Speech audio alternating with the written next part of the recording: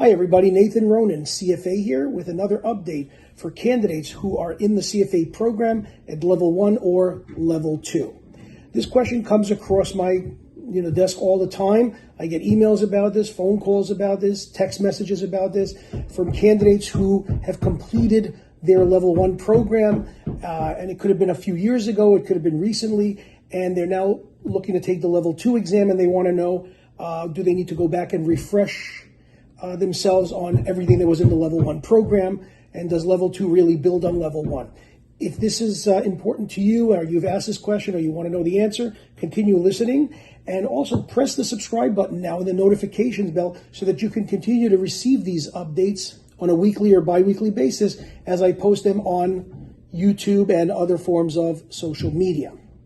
So, Nathan, I took my level 1 exam about 2 years ago, and I had something come up at work, or I had a baby, or whatever the issue is, and I haven't looked at my level 1 material, and I didn't sign up for level 2, but I'm thinking of signing up for level 2 right now. Could you give me some guidance? How much do I need to refresh myself on the material that I had at level 1 so that I could succeed on the level 2 exam? In other words, is there a big connection between level 1 and level 2? It's a great question. And one of the things that I think is important to understand is you don't have enough time to go back and go over everything in the level 1 program as if you're taking the exam again in order to study for level 2. You don't need to do that. There are some topics like financial statement analysis, economics, quant, okay, those specific topics, that there is some kind of dependency in level 2 on remembering material from level 1. Absolutely. You learned about regression in level 1, and now you're going to be applying multiple linear regression at level 2 and time series, so a lot of the concepts that you learned in level 1, stats or quant, is going to be applicable to level 2. Same thing with financial statement analysis. You're not going to have the same topics, leases and, deferred taxes and all that you had at level 1, but some of the concepts that you learned about in level 1 with regard to the statement of cash flows or the balance sheet or the income statement or, how to analyze ratios or the importance of ratios or some of the, overall, concepts, the warning signs of earnings quality, those can permeate from the level 1 into the level 2 program.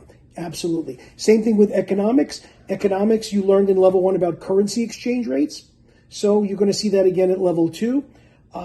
But again, all the concepts about macro and micro, some of them you do need to retain in order to understand, some of the material that's covered in the level 2 program economics. So those 3 topics, quant, FSA, and economics, I would say that there is going to be some kind of requirement that you retain some of the information that you learned in level 1. So what do? Do you go back and now study all of quant all over again, all of FSA from level 1 and all of economics? You don't need to do that.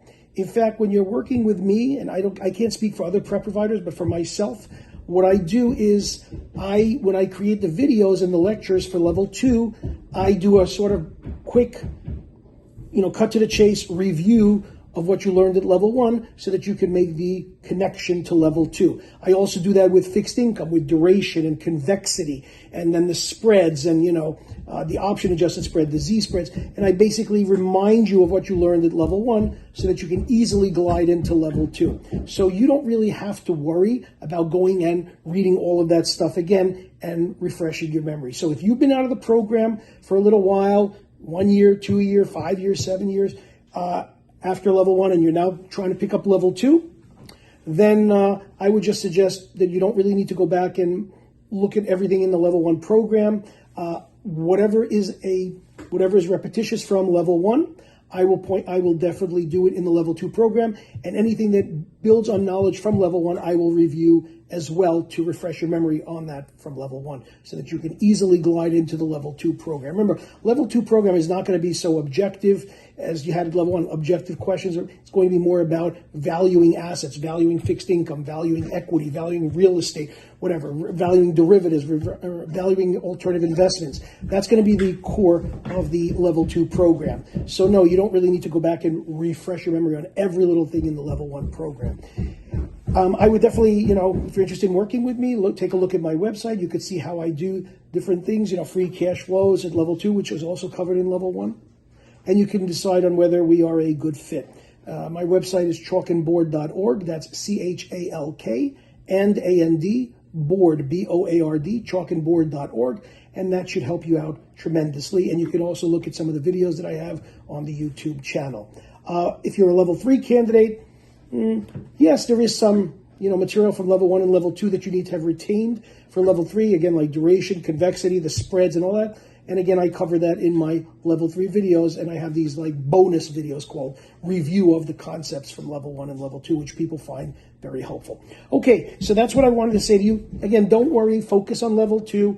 There's not going to be a lot of repetition stuff from level 1. We got you covered in our videos. So thanks very much for listening, and good luck to you on your level 2 exam.